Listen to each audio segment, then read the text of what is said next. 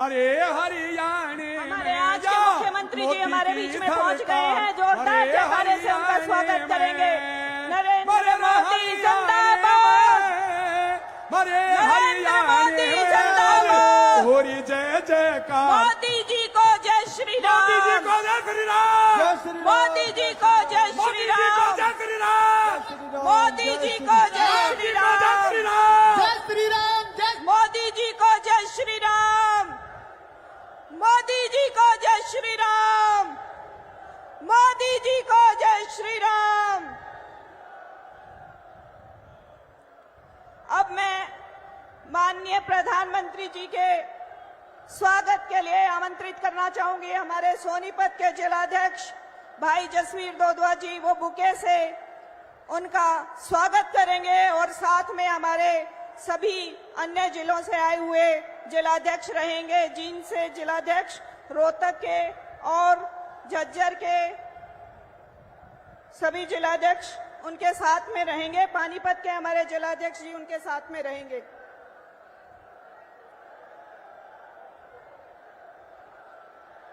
भाई जसवीर जी बुके के साथ माननीय प्रधानमंत्री जी का स्वागत करेंगे। सभी पांचों जिला के जिलाध्यक्ष उनके साथ में रहेंगे जी।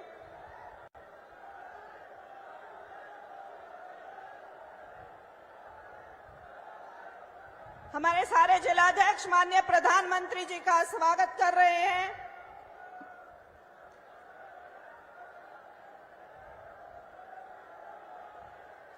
अब इसके बाद मैं आमंत्रित करना चाहूंगी हमारे माननीय मुख्यमंत्री श्री नायब सैनी जी। वो विजय की प्रतीक गदा देकर माननीय प्रधानमंत्री जी का स्वागत करेंगे, उनको विजय की पताका हाथ में ठहराएंगे।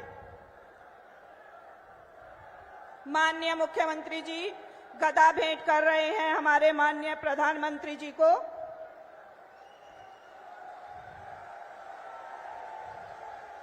यह विजय का और शक्ति का प्रतीक है।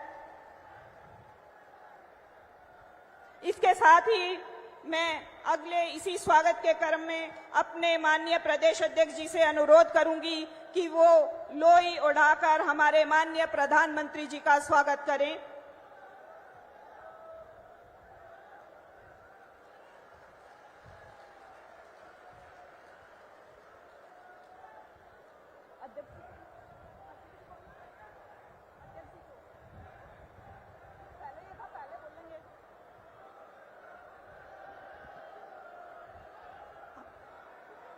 अब मैं आमंत्रित करना चाहूंगी हमारे नायाब हरियाणा के नायाब मुख्यमंत्री आदरणीय भाई श्री नायब सिंह सैनी जी को। वो आए और शब्दों के माध्यम से हमारे माननीय यशस्वी प्रधानमंत्री श्री नरेंद्र मोदी जी का स्वागत करें, अपना संबोधन दें। धन्यवाद।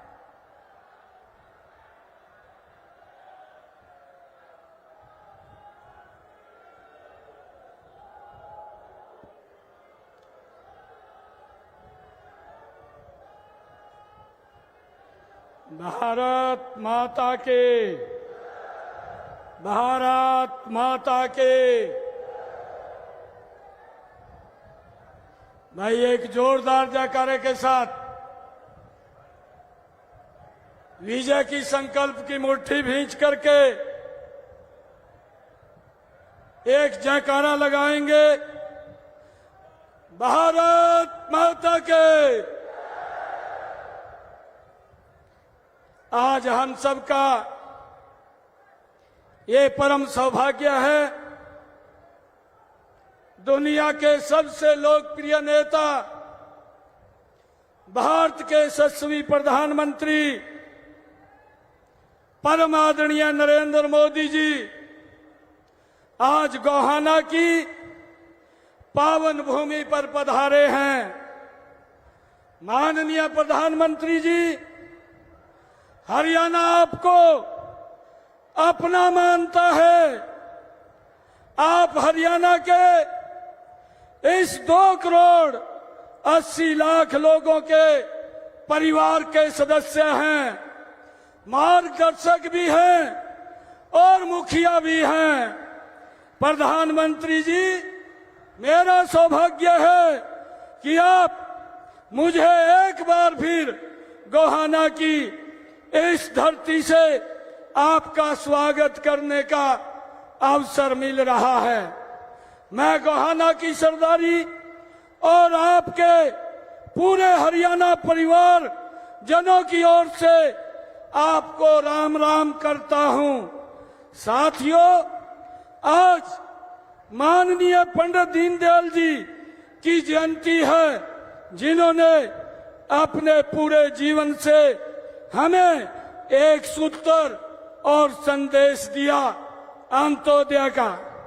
माननीय प्रधानमंत्री जी, पिछले 10 सालों से हरियाणा में भारतीय जनता पार्टी की सरकार उसी अंत्योदय के सिद्धांत को लेकर के चल रही है और हमने केवल अंतिम व्यक्ति तक पहुंचने की कोशिश ही नहीं की, बल्कि हमने तो शुरुआत ही अंतिम व्यक्ति से की है।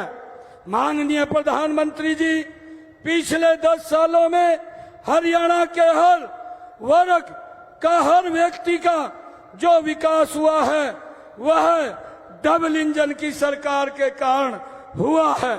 और डबल इंजन की ताकत क्या होती है, हरियाणा आज अच्छी तरह से जानता है। माननीय प्रधानमंत्री जी, आपने महिलाओं को उज्ज्वला गैस कनेक्शन दिया, हमने अपनी बहनों को 500 रुपए में गैस सिलेंडर देने की भाइयों संकल्प लिया है। आपने आयुष्मान भारत से गरीबों का मुफ्त इलाज दिया, हमने हर जिला में एक मेडिकल कॉलेज और हर जिला अस्पताल को 200 बेड करने का काम किया है। माननीय प्रधानमंत्री जी, आपने हर गरीब के जनधन खाते खुलवाए, हमने उन्हीं जनधन खातों में सीधे बुजुर्गों की पेंशन भेजना शुरू कर दिया है। आपने किसान को किसान सम्मान निधि दी ताकि वह अपनी फसल की बुआई और कटाई कर सके, और हमने किसान की हर एक फसल के हर दाने को एमएसपी पर खरीदने का आपके आशीर्वाद से फैसला लिया है। माननीय प्रधानमंत्री जी, आपने हरियाणा को सड़कें दी, नेशनल हाईवे दिए, हमने उन्हीं सड़कों पर गरीब को सफर करने के लिए 1000 किलोमीटर मुफ्त यात्रा का पास दिया है। आदरणीय प्रधानमंत्री जी, आपने गरीबों को राशन देने के लिए गरीब कल्याण अन्न योजना शुरू की है, हमने हरियाणा के हर एक वर्ग का घर बैठे राशन कार्ड बनवाया है। आदरणीय प्रधानमंत्री जी, आपने बेटी बचाओ बेटी पढ़ाओ का संकल्प लिया, हमने हरियाणा में बेटियों की सुरक्षा के लिए पूरे हरियाणा में 31 नए महिला थाने खोले, और जो पहले मात्र 2 हुआ करते थे। और बेटियों को पढ़ाने के लिए हमने हर 20 किलोमीटर पर एक राजकीय कन्या महाविद्यालय का निर्माण करवाया। आपने खेलो इंडिया की शुरुआत की और हरियाणा देश के लिए मेडल लाया। माननीय प्रधानमंत्री जी, यह सब डबल इंजन की ताकत का कमाल है, यह कमल की सरकार का कमाल है जो हरियाणा के लोगों के आशीर्वाद से बनी है। माननीय प्रधानमंत्री जी, पिछले 10 वर्षों में बीजेपी की सरकार ने हरियाणा को क्षेत्रवाद, भाई भतीजावाद और भ्रष्टाचार से बाहर निकाला है। माननीय प्रधानमंत्री जी, आपके नेतृत्व में अब तीसरी पारी के संकल्प को लेकर के 20 संकल्प हमने लिए हैं, जिनमें बहनों को 2100 रुपए महीना से लेकर हर अग्निवीर को वापस आने पर सरकारी नौकरी देने का संकल्प हमारी ने लिया है। माननीय प्रधानमंत्री जी, आज जहां कांग्रेस के प्रत्याशी युवाओं के सपनों और भविष्य की नीलामी कर अपना घर भरने की बात कर रहे हैं और खुलेआम पर्ची खर्ची से नौकरी देने की का प्रचार कर रहे हैं। वहीं हमने संकल्प लिया है, माननीय प्रधानमंत्री जी, पिछले 10 वर्षों में आपके दिशा निर्देश में हमारी सरकार ने 1,45,000 नौकरियां बिना पर्ची खर्ची से हरियाणा में देने का काम हमारी सरकार ने किया है। माननीय प्रधानमंत्री जी, इसी तरह आने वाले समय में भी हमने 2 लाख युवाओं को बिना पर्ची और खर्ची के रोजगार देने का निर्णय ये हमारी सरकार ने लिया है। आदरणीय प्रधानमंत्री जी, मुझे ये गर्व है आज आप लोग यहाँ पर हम सब का मार्गदर्शन करने के लिए आए हैं। आज मैं आपके सामने हरियाणा के अपने युवाओं को विश्वास दिलाता हूँ कि नौकरी देने का हमारा पहला और अंतिम पैमाना बिना पर्ची एवं बिना खर्चे ही रहेगा। माननीय प्रधानमंत्री जी, हरियाणा में कांग्रेस अब केवल पार्टी नहीं दुकान हो गई है और हरियाणा ने मन बना लिया है कि कांग्रेस की झूठ और भ्रष्टाचार की दुकान नहीं चलने देंगे। माननीय प्रधानमंत्री जी, आज ऐसा कोई क्षेत्र नहीं है जिसमें हरियाणा का नाम न हो। आज हरियाणा जीएसटी योगदान में आगे है, दुनिया की टॉप कंपनियों के निवेश की पहली पसंद इंफ्रास्ट्रक्चर में आगे है, खेलों में आगे है, प्रति व्यक्ति आय में आगे है, तकनीकी में आगे है और तरक्की में भी आगे है। माननीय प्रधानमंत्री जी, आपको 2,80,00,000 लोगों के अपने इस हरियाणा परिवार की ओर से ये भरोसा देता हूँ, जिस तरह हरियाणा 10 सालों से आपके साथ कदम से कदम मिलाकर चल रहा है और आगे डबल इंजन की ताकत से और गति से, तीव्र गति से ये दौड़ता रहेगा। तीसरी बार फिर से भारतीय जनता पार्टी की सरकार बनाकर हरियाणा आपके साथ कदम से कदम मिला करके चलता रहेगा। आदरणीय प्रधानमंत्री जी, मुझे ये बताते हुए कि किसानों को लूटने वाली देश में अगर कोई एक पार्टी है तो वो कांग्रेस है। हरियाणा का किसान तो कांग्रेस द्वारा किसानों की जमीन तक लूट का गवाह है। चुनाव आने पर किसान हितैषी बनने का ढोंग करने वाले कांग्रेस पार्टी और बापू बेटे से कुछ सवाल पूछे हुए चुनौती देता हूं कि वे इसका जवाब दें। आज भाजपा ने हरियाणा को सभी 24 फसलें आपके आशीर्वाद से एमएसपी पर खरीदने का भाइयों पहला राज्य देश का ये बना है। कांग्रेस बताए आपके 60-70 सालों में कितने किसानों की फसल आपने एमएसपी पर खरीदी है। आदरणीय प्रधानमंत्री जी, एक बार फिर मैं हरियाणा की इस पावन धरती पर आपका स्वागत करता हूं, अभिनंदन करता हूं। आप हमारा उत्साह बढ़ाने आए हैं। मैं आपका बहुत बहुत धन्यवाद करता हूं।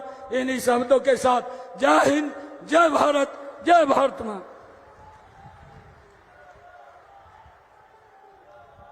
बहुत बहुत धन्यवाद माननीय मुख्यमंत्री जी। खेलों वाले इस हरियाणा में सैनिकों, किसानों, जवानों और कमेरों कारखानों के हरियाणा में माननीय प्रधानमंत्री श्री नरेंद्र मोदी जी का अभिनंदन करने के लिए हम 2 जयकारे लगाएंगे। मोदी जी, थारा स्वागत से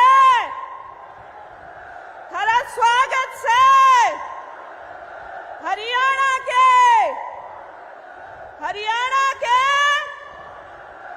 सर्वदा वंदनीय, अभिनंदनीय भारतवर्ष ही नहीं अपितु संपूर्ण जगत के सर्वाधिक लोकप्रिय नेता माननीय प्रधानमंत्री श्री नरेंद्र भाई मोदी जी आज इस वीर भूमि हरियाणा के गोहाने में पहुंचने पर आपका सभी मंचासीन हमारे नेतागण, सज्जन वृंद और इस सभा में उपस्थित सभी श्रोतागण एवं भारतीय जनता पार्टी हरियाणा के सभी कार्यकर्ताओं की तरफ से आपका हृदय हृदय की गहराइयों से अभिनंदन करते हुए आपको आमंत्रित करती हूँ। धन्यवाद। भारत माता की, भारत माता की,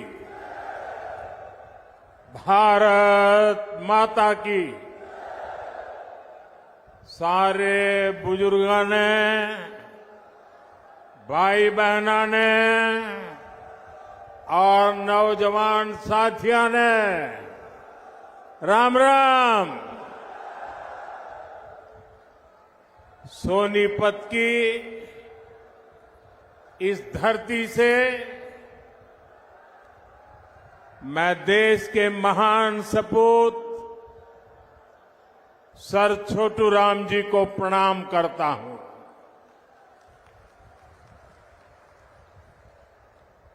सर छोटू राम जी का जीवन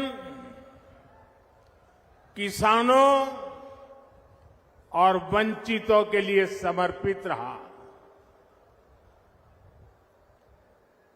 हरियाणा की लोक कला को समृद्ध करने वाले बाबा लक्ष्मी चंद जी को भी मैं नमन करता हूं। आज 25 सितंबर है। हमारे पथ प्रदर्शक पंडित दीनदयाल उपाध्याय जी की जन्म जयंती भी है। अंत्योदय और गरीबों की सेवा के लिए पंडित दीनदयाल उपाध्याय जी ने जो रास्ता दिखाया, वो प्रत्येक भाजपा कार्यकर्ता के लिए संकल्प पथ की तरह है। उनकी प्रेरणा से भाजपा भारत को विकास की नई ऊंचाई पर ले जा रही है, गरीबों का उत्थान कर रही है। मैं श्रद्धेय दीनदयाल जी को श्रद्धापूर्वक नमन करता हूं। साथियों, जैसे जैसे वोटिंग का दिन पास आ रहा है, वैसे वैसे कांग्रेस पस्त पड़ती जा रही है।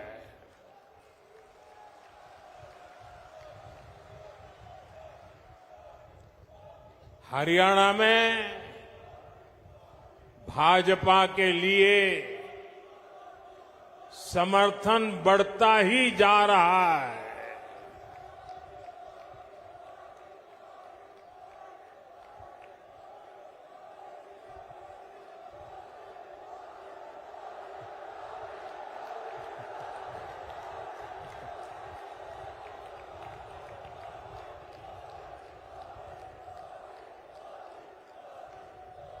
आपका ये प्यार, ये अपनापन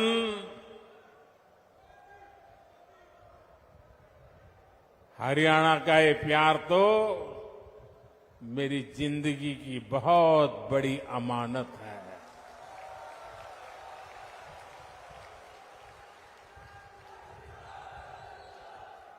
मैं बड़े गर्व के साथ कहता हूं, मैं जो कुछ भी हूं उसमें हरियाणा का भी बहुत बड़ा योगदान है।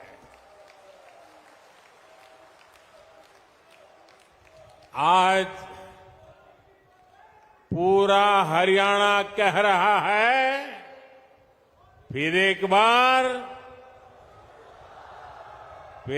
बार भाजपा सरकार, फिर एक बार।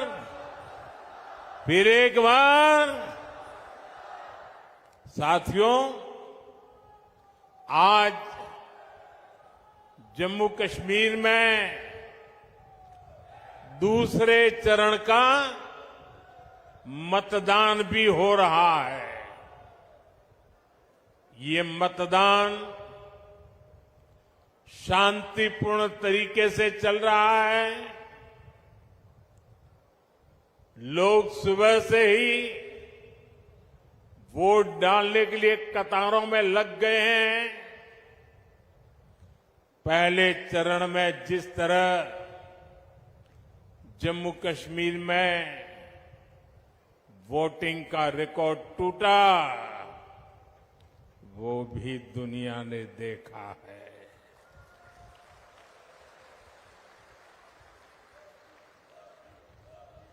मैं जम्मू कश्मीर के लोगों की सराहना करूंगा, उन्हें बधाई दूंगा कि वो लोकतंत्र के इस पर्व में उतने उत्साह से हिस्सा ले रहे हैं। साथियों, भाजपा सरकार में हरियाणा आज खेती और उद्योग दोनों मामलों में देश के टॉप राज्यों में अपनी जगह बना रहा है। जब औद्योगिकरण बढ़ता है तो इसका सबसे अधिक फायदा गरीब को, किसान को और दलित को होता है। बाबा साहब आम्बेडकर, जिन्होंने बाबा साहब आम्बेडकर को पढ़ा होगा, न पढ़ा हो तो पढ़ ले। बाबा साहब आम्बेडकर मानते थे कि दलितों के सशक्तिकरण में उद्योगों की बड़ी भूमिका होती है। वो देखते थे कि गरीब के पास, दलितों के पास, वंचितों के पास पर्याप्त जमीन नहीं होती।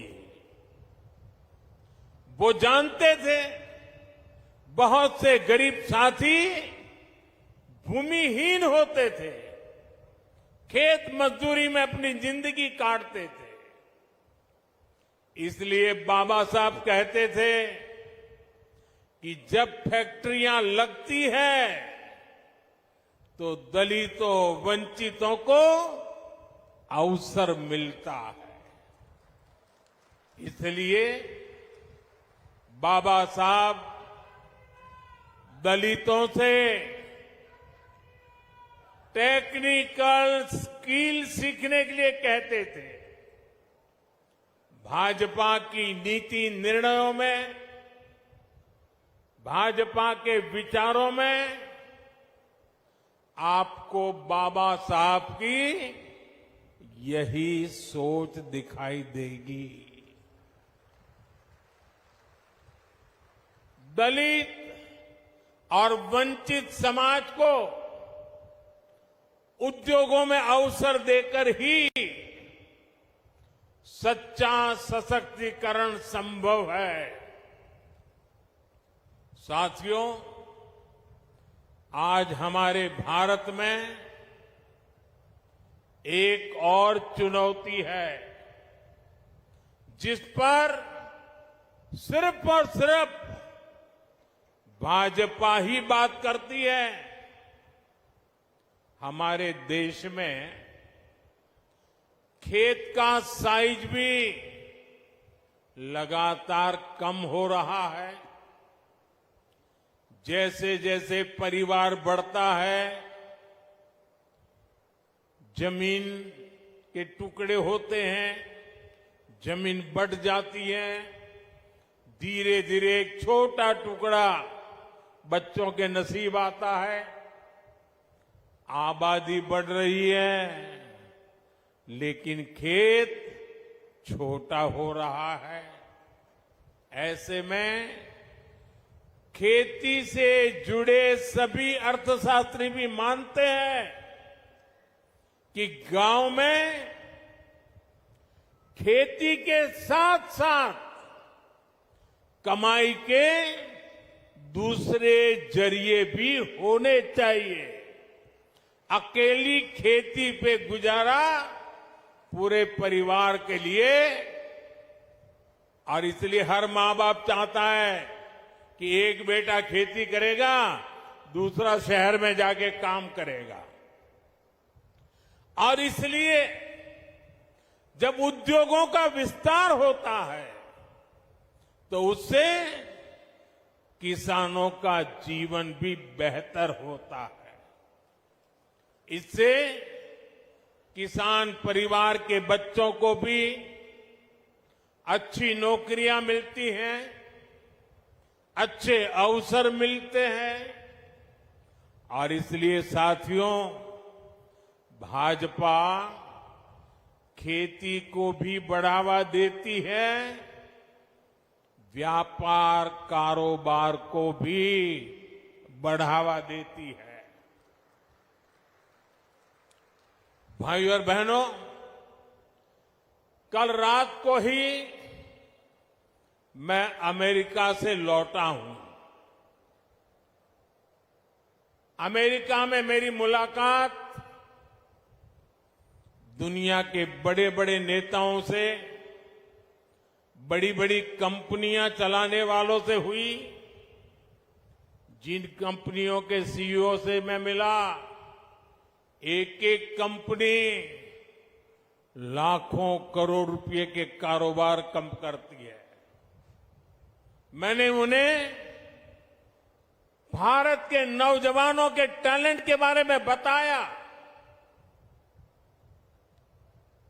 साथियों, पिछले 10 साल में पूरी दुनिया में भारत पर भरोसा बढ़ा है। और मैं हरियाणा के लोगों को एक बात तो जरूर बताऊंगा। कल जब मैं न्यूयॉर्क गया परसों, तो वहां स्वागत के लिए बहुत बड़ी मात्रा में भारतीय समुदाय था। लेकिन सबसे बड़ी बात वो थी कि वहां पर पूरा हरियाणा खड़ा कर दिया गया था। अमेरिका में पली बड़ी हमारी हरियाणा की बेटी और उसके साथ और 5-7 बहनें, हरियाणा के हमारे साथी, उन्होंने हरियाणा का जो अभी नृत्य आप यहां देख रहे थे ना, वैसा नृत्य न्यूयॉर्क में करके स्वागत कर रहे थे। यानी हरियाणा खड़ा कर दिया था उन्होंने। साथियों, आज एक बात का विश्वास हुआ है कि अब भारत करप्शन, परिवारवाद से मुक्त होकर तरक्की कर रहा है। दुनिया को लगता है कि आने वाले समय में कोई देश सबसे तेज आगे बढ़ेगा तो वो देश है भारत।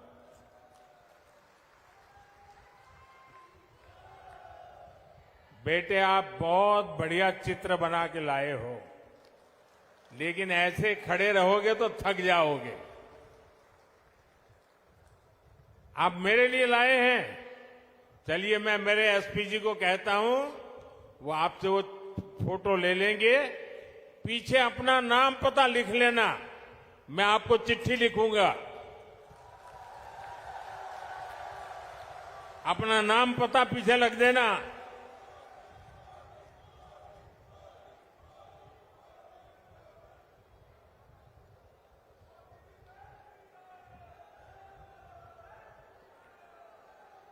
इतना बढ़िया चित्र बनाया है इस बेटे ने।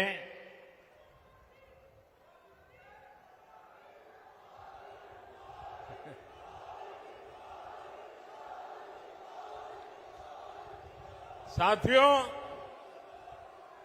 आज दुनिया की बड़ी बड़ी कंपनियां भारत में निवेश के लिए यहां अपनी फैक्ट्रियां लगाने के लिए आतुर है। आप सोचिए, जब इतनी बड़ी कंपनियां भारत में निवेश करेगी तो इसका बहुत अधिक फायदा मेरे हरियाणा को होगा, यहां के नौजवानों को होगा, यहां के किसानों को होगा। आज हमारा ये हरियाणा गुरुग्राम, फरीदाबाद से लेकर सोनीपत, पानीपत तक दुनिया की बड़ी बड़ी कंपनियों का सेंटर बन रहा है। थैंक यू बेटा, मिल गया मुझे, मिल जाएगा, इनको दे दीजिए। हाँ, शाबाश। अब आराम से बैठो बेटा, देखिए गिरना मत। देश से निर्यात होने वाले 35% से अधिक कालीन और करीब 20% कपड़े हरियाणा में ही बनते हैं। यहां खरखौदा में देखिए, भाजपा औद्योगिक शहर बना रही है। कोशिश यही है कि यहां के हमारे नौजवानों को ज्यादा से ज्यादा नौकरियां मिले, रोजगार मिले। हरियाणा भाजपा ने घोषणा की है कि ऐसे अनेक औद्योगिक शहर राज्य के अलग अलग हिस्सों में बनाए जाएंगे। अभी मारुति का कारखाना लगना भी यहां तय हो गया है। आने वाले समय में ऐसे कई बड़े बड़े कारखाने यहां लगने वाले हैं। साथियों, मेक इन इंडिया के 10 सालों ने भी इसमें बड़ी भूमिका निभाई है।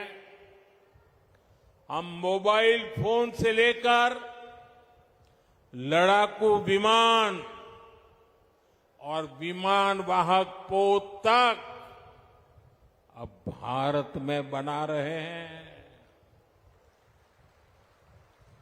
बीते 3 साल में ही मैन्युफैक्चरिंग से जुड़े सेक्टर में लाखों नए रोजगार बने हैं। आज भारत में बनी चीजें हम उन देशों को भी बेच रहे हैं जहां से पहले हम मंगाया करते थे। अब आप देखिए, भारत में बनी सुजुकी गाड़ियां, मूलतः वो कंपनी जापान की है। सुजुकी कंपनी गाड़ी अब यहां बनाती है और जापान वाले भारत से वो गाड़ी मंगवा करते खरीदते हैं। और ये कमाल कहां होता है मालूम है? ये कमाल कहां होता है मालूम है?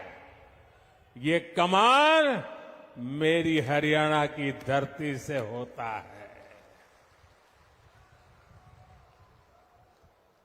हरियाणा की धरती से बने उत्पाद आज दुनिया के बाजारों में पहुंच रहे हैं। यही है नए भारत की ताकत। साथियों, अब जब दुनिया भर से लोग भारत में फैक्ट्री लगाना चाहते हैं, नई कंपनियां खोलने आना चाहते हैं, तो आप खुद सोचिए, हरियाणा में यहां कैसी सरकार होनी चाहिए? हरियाणा में उद्योगों को बढ़ावा देने वाली भाजपा सरकार जरूरी है। हरियाणा में नौकरियों को बढ़ावा देने वाली भाजपा सरकार जरूरी है, क्योंकि आप भी जानते हैं जहां भी केंद्र सरकार आई और कांग्रेस को मौका मिला, जहां जहां कांग्रेस ने पैर रखा, ये काम पक्का, करप्शन, करप्शन, करप्शन, भ्रष्टाचार, भ्रष्टाचार, भ्रष्टाचार, भाई भतीजावाद, भाई भतीजावाद, भाई भतीजावाद। भारत के सरकारी सिस्टम में भ्रष्टाचार को पैदा करने वाली, पालना पोसने वाली, हमारे देश में भ्रष्टाचार की कोई जन्मदात्री है तो कांग्रेस पार्टी है। कांग्रेस का शाही परिवार देश का सबसे भ्रष्ट परिवार है, और जब हाईकमान भ्रष्टाचारी है तो नीचे फिर लूट का खुला लाइसेंस मिल ही जाता है। याद कीजिए, 10 साल पहले जब यहां कांग्रेस की सरकार थी तब क्या होता था? आज जो नए वोटर है ना, 18 साल 20 साल के, उन्हें तो पता तक नहीं होगा कि 10 साल पहले हरियाणा को कैसे लूटा गया था। तब हरियाणा में किसानों की जमीन को जम करके लूटा गया। कांग्रेस ने हरियाणा को दलालों और दामादों के हवाले कर दिया था।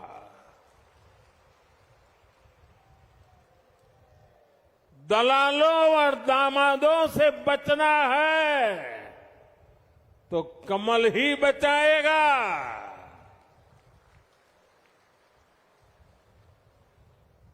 किस किस कांग्रेस नेता पर आरोप लगे हैं ये आप अच्छे से जानते हैं। हरियाणा में एक भी नौकरी ऐसी नहीं थी, ये 10 साल पहले की कथा है, एक भी नौकरी ऐसी नहीं थी जिसमें खर्ची और पर्ची न चलती हो। सरकारी ठेकों में जमकर भ्रष्टाचार होता था। हरियाणा को लूट कर खाने वाली ऐसी करप्ट कांग्रेस को हरियाणा की सरकार से मीलों मीलों दूर रखना है, तब जाके हरियाणा बचेगा। और आपका तो मुझ पर हक है, मुझे भी तो हरियाणा का कर चुकाना है।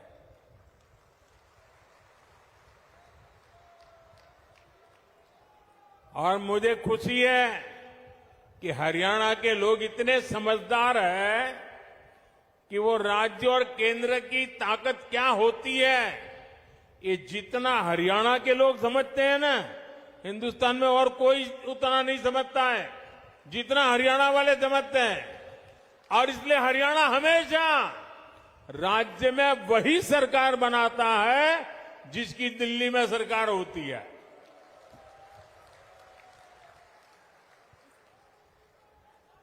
हरियाणा के लोगों को इसकी बराबर समझ है। साथियों, जैसी स्थिति यहां कांग्रेस ने उस समय बनाई थी, आज कर्नाटका में उनकी सरकार है। जरा देखिए, अभी तो 2 साल हुए हैं, क्या हाल करके रखा है। वहां कांग्रेस के मुख्यमंत्री उन पर जमीन घोटाले के आरोप लगे हैं। जब इसकी जांच शुरू हुई तो कर्नाटका के मुख्यमंत्री हाईकोर्ट चले गए। हाईकोर्ट ने भी उनको एक और डंडा मारा। उन्होंने कहा कोई मदद नहीं होगी, और कल ही हाईकोर्ट ने साफ साफ कहा कि जांच के आदेश सही है और जांच होनी चाहिए। अब देखिए, 2 साल मुश्किल से हुए हैं, आदत जाती नहीं है। क्या हरियाणा में इनको ये पाप करने का ठेका दे सकते हैं क्या? हरियाणा में इनको घुसने दे सकते हैं क्या? आप ये गलती मत करना। 10 साल बाहर रहे तो सुधर गए होंगे, ये सुधर सकते ही नहीं जी, ये कभी नहीं सुधर सकते। और भाइयों बहनों, कर्नाटका में सिर्फ जमीन घोटाले का ही मामला नहीं है, वहां मेरे दलित भाई बहन ये समझिए, कांग्रेस पार्टी के अध्यक्ष भी कर्नाटका से आते हैं, दलित समाज से हैं। कर्नाटका में दलितों के लिए जो फंड था उसमें भी कांग्रेस ने घोटाला किया। ये वहां की कांग्रेस सरकार ने, वहां के सीएम ने विधानसभा में खुद इस बात को स्वीकार किया है। अब बताइए, जहां भ्रष्टाचार होगा वहां दुनिया का कोई देश, कोई भी निवेश करने वाला, कोई भी कारखाना लगाने वाला हरियाणा की धरती पर आएगा क्या?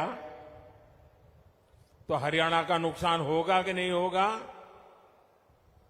हरियाणा में निवेश नहीं आएगा तो नौजवानों को नौकरी कैसे मिलेगी? साथियों, कांग्रेस से बड़ी बेईमान और धोखेबाज पार्टी देश में और कोई नहीं है। ये हरियाणा के किसानों के लिए बड़ी बड़ी घोषणाएं करते हैं, लेकिन जहां सत्ता में है, जरा आपके यहां आए तो उनको पूछो, भाई तुम यहां आकर के सारे सपने दिखा रहे हो, कर्नाटका में तुम्हारी सरकार है, वहां तो किसानों को लागू करो नहीं बोल रहे हो। तेलंगाना में तुम्हारी सरकार है, वहां तो लागू करो। ये झूठ बोल रहे हैं, ये आपकी आंख में धूल झोंक रहे हैं। साथियों, हरियाणा की भाजपा सरकार ने किसानों से 24 फसलें एमएसपी पर खरीदने का फैसला लिया, लेकिन जब यहां कांग्रेस की सरकार थी तो एमएसपी पर फसलें खरीदने से सबसे ज्यादा नफरत करती थी। यही कांग्रेस की सच्चाई है जो हरियाणा के किसान को पूरी तरह कांग्रेस को पहचान लेना जरूरी है। साथियों, भाजपा सरकार निरंतर किसान हक में बड़े फैसले ले रही है। अपनी तीसरी पारी के पहले 100 दिनों में ही हमारी सरकार ने किसानों के लिए अनेक बड़े फैसले लिए हैं। कुछ दिन पहले ही केंद्र सरकार ने बासमती के निर्यात को लेकर बड़ा फैसला लिया। अभी तक बासमती के एक्सपोर्ट के लिए न्यूनतम मूल्य तय था, उस सीमा से नीचे निर्यात संभव नहीं था। इससे भारत के बजाय दूसरे देशों से लोग इंपोर्ट करते थे। अब हमने किसानों की भलाई के लिए ये सीमा भी हटा दी है और इससे ज्यादा बासमती एक्सपोर्ट हो पाएगा। इसका सीधा फायदा धान किसानों को होगा, उन्हें और ज्यादा पैसा मिलेगा। साथियों, हमने भारत के तिलहन किसानों के लिए भी बड़ा फैसला लिया है। विदेश से आयात होने वाले तेल पर हमने टैक्स बढ़ा दिया है। कोशिश यही है कि भारत के किसानों के तिलहन की ज्यादा से ज्यादा खरीद हो और तिलहन की खेती करने वाले किसानों को ज्यादा से ज्यादा उसका लाभ हो। तिलहन किसानों को भी इसका लाभ होगा। अब जैसे सूरजमुखी के आयात पर पहले टैक्स नहीं था, अब 20% टैक्स लगाया गया है। इससे हरियाणा के सूरजमुखी की पैदावार से जुड़े हमारे जो किसान भाई बहन हैं, उनको बेहतर दाम मिलेंगे। भाजपा ये सब इसलिए कर रही है ताकि हमारे किसान ज्यादा से ज्यादा तिलहन उगाएं और पैसे कमाएं। और भाजपा कांग्रेस की तरह कोरी घोषणाएं नहीं कर रही है, बल्कि जमीन पर बारीक से बारीक काम कर रही है। तभी हरियाणा के किसानों को भाजपा पर भरोसा होता है। साथियों, हरियाणा के किसान हो या युवा, उनका भविष्य भाजपा सरकार में ही सुरक्षित है। बीते 10 साल में हरियाणा में भाजपा की सरकार है।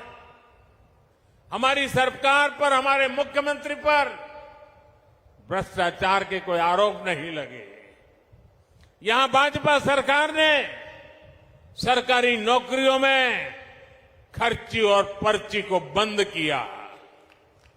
8 अक्टूबर के बाद भाजपा की नई सरकार एक बार फिर नौजवानों के लिए हजारों नए अवसर बनाएगी। यहां युवाओं को बहुत बड़ी संख्या में नए रोजगार मिलेंगे। साथियों, सोनीपत, पानीपत की ये पूरी बेल्ट अवसरों से भरी है। यहां पर हो रहे विकास कार्य इस पूरे क्षेत्र को आधुनिक पहचान दे रहे हैं। भाजपा सरकार ने सोनीपत तक मेट्रो के विस्तार को स्वीकृति दी है। आज जिस तरह इस क्षेत्र में भाजपा ने नए हाईवे बनवाए हैं, उस मामले में तो एक क्षेत्र सबसे कनेक्टेड इलाकों में से एक बन रहा है। साथियों, हरियाणा भारत की मेडल फैक्ट्री भी है। हाल में ओलंपिक्स और पैरालंपिक्स में भारत के शानदार प्रदर्शन में हरियाणा के खिलाड़ियों की बड़ी भूमिका रही है। अब भारत में हम 2036 में, 2036 में ओलंपिक कराने के लिए प्रयास कर रहे हैं। इसका फायदा हरियाणा के नौजवानों को होगा। यहां स्पोर्ट्स का नया इंफ्रास्ट्रक्चर बनेगा। गांव गांव में नए खिलाड़ियों को अवसर मिलेगा। आप देखिए, देश की तीसरी स्पोर्ट्स यूनिवर्सिटी यहां भाजपा ने ही सोनीपत में बनवाई है। अब हरियाणा भाजपा ने घोषणा की है, हर जिले में अलग अलग ओलंपिक खेलों की नर्सरी बनाएंगे। हरियाणा की बेटियां, हरियाणा के बेटे दुनिया भर में जाकर मेडल लाए, उसमें भाजपा हर तरह से उनकी मदद कर रही है। साथियों, आपके पास तो हमारे साथी मोहनलाल बड़ोली जी के रूप में हरियाणा भाजपा का अध्यक्ष है, अरविंद शर्मा जी जैसे अनुभवी जनप्रतिनिधि है, जिनको इतने साल तक केंद्र में रहने का अनुभव है। इनके रहते यहां के विकास की गति और तेज होना तय है। साथियों, सोनीपत की ये धरती उन वीर जवानों की भी धरती है, जिन्होंने हिमालय की ऊंची चोटियों पर दिन रात मातृभूमि की रक्षा की है। हरियाणा की वीर माताओं की हजारों संतानें आज बॉर्डर पर है।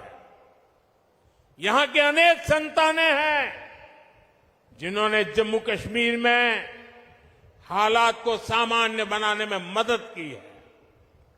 वहां आतंक और अलगाव के जख्म हरियाणा के वीर बेटों ने अपने शरीर पर खाए हैं।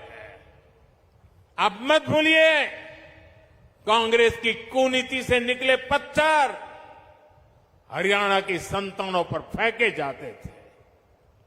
आज जब जम्मू कश्मीर में शांतिपूर्ण मतदान होता है तो सबसे अधिक खुशी हरियाणा की वीर माताओं को होती है।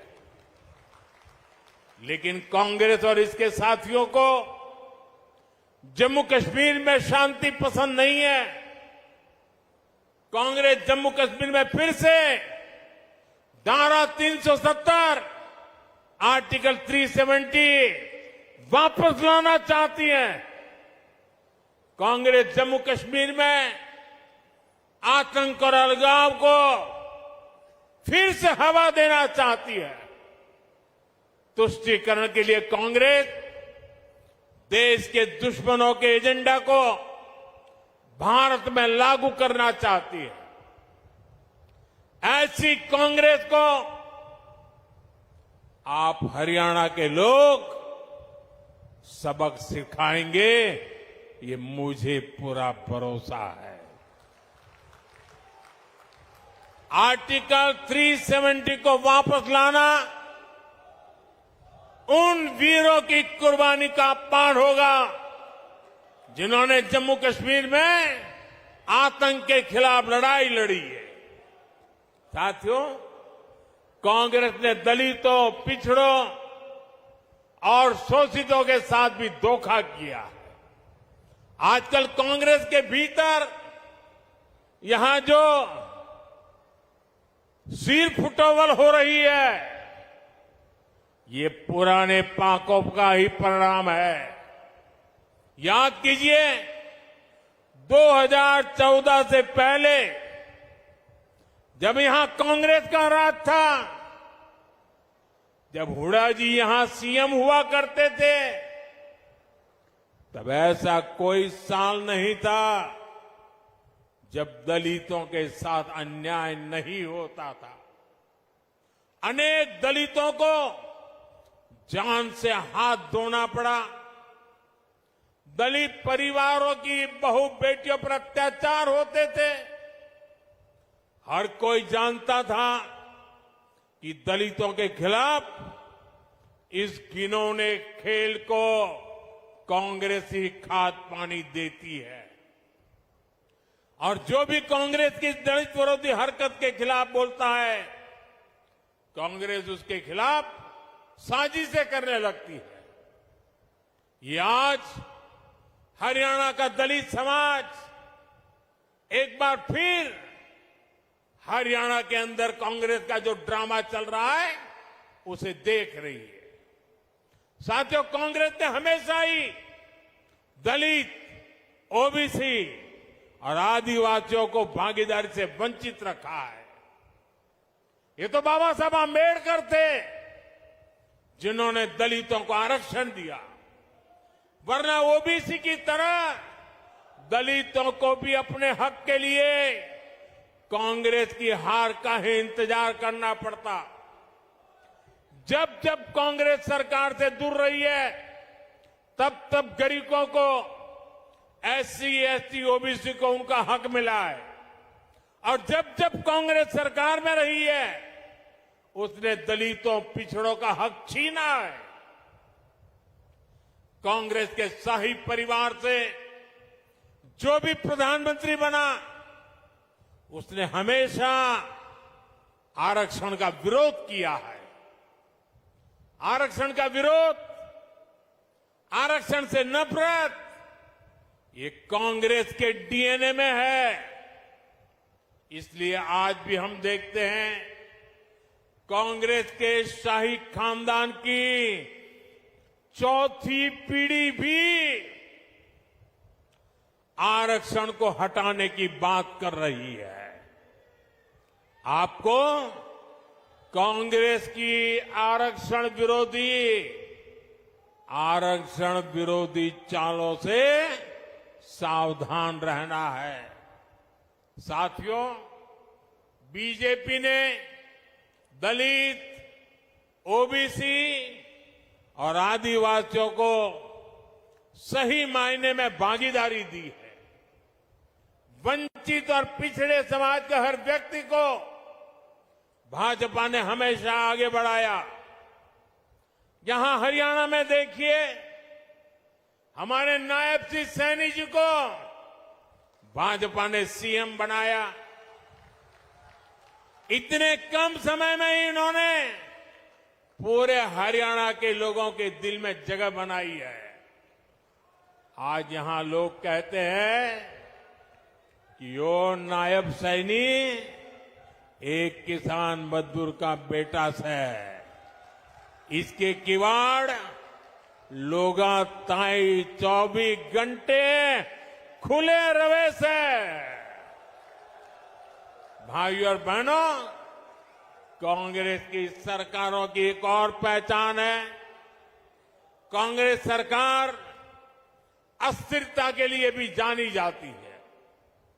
बीते कुछ सालों में ही जहां जहां इनकी सरकारें बनी, वहां यही दिखने को मिला है। कांग्रेस शासित हर राज्य में उनके मुख्यमंत्री और मंत्री झगड़ों में उलझे हुए हैं। उनको जनता की तकलीफ, उनके दुख दर्द से कोई लेना देना नहीं है। कर्नाटक में उनके सीएम और डिप्टी सीएम आपसी लड़ाई में बिजी हैं।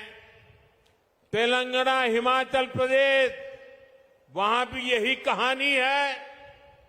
राजस्थान और छत्तीसगढ़ में भी जब उनकी सरकारें थी, पूरा 5 साल नंबर 1, नंबर 2 एक दूसरे की टांग खींचने में लगे रहे।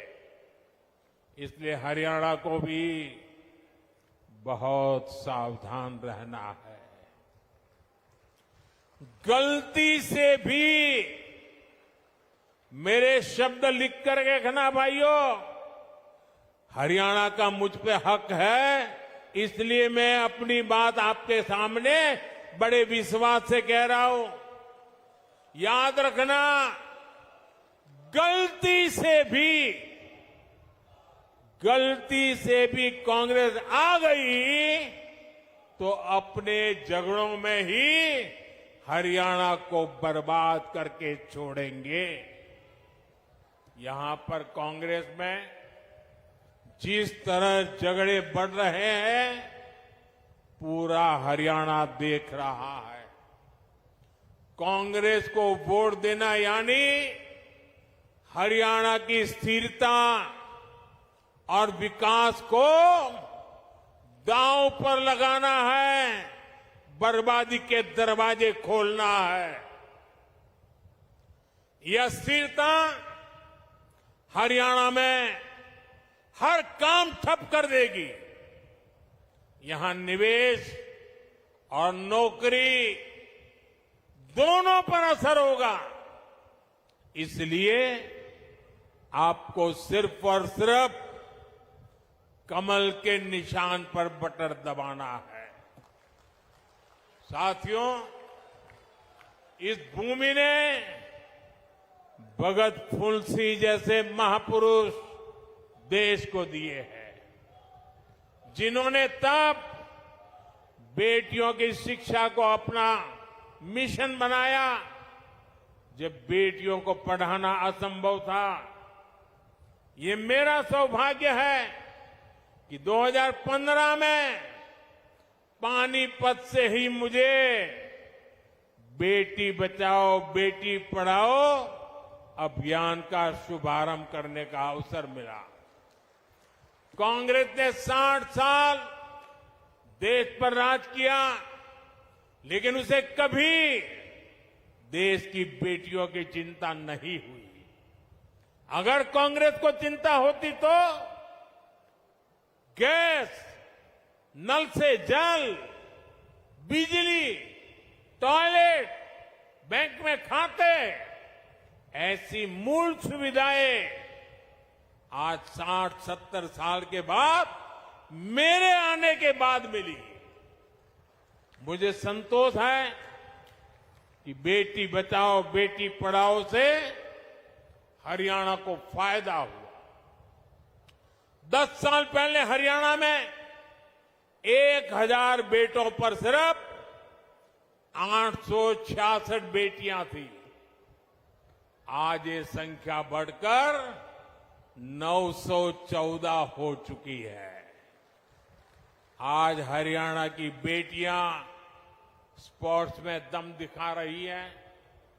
आज हरियाणा की बेटियां पुलिस और सेना में दम दिखा रही है। हमें गर्व है कि एनडीए में जो महिला कैडेट्स का जो फर्स्ट बैच था, उसमें हरियाणा की बेटी ने टॉप किया।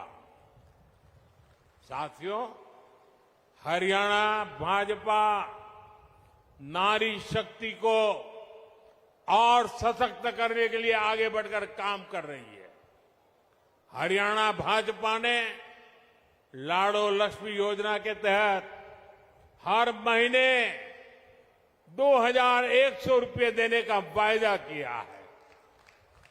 गरीब परिवारों को 500 रुपये में गैस सिलेंडर देने की भी योजना जारी रहेगी। हरियाणा भाजपा ने 5 लाख लखपति दीदी बनाने और हर गांव में ड्रोन पायलट दीदी बनाने की भी घोषणा की है। साथियों, भाजपा का संकल्प ये पक्की गारंटी होता है। भाजपा जो कहती है वो करके दिखाती है। हरियाणा में भी हर वायदे तेजी से जमीन पर उतर के रहेंगे, आपके घर तक पहुंचेंगे। इसलिए 5 अक्टूबर को हमारे इन सभी उम्मीदवारों को भारी मतों से विजयी बनाना है। लगातार तीसरी बार हरियाणा में कमल खिलाना है। एक बार फिर इतनी बड़ी संख्या में हमें आशीर्वाद देने के लिए आप आए, मैं आपका बहुत बहुत आभारी हूं। दोनों हाथ ऊपर करके पूरी ताकत से मेरे साथ बोलिए, भारत माता की, भारत माता की, भारत माता की। बहुत बहुत धन्यवाद।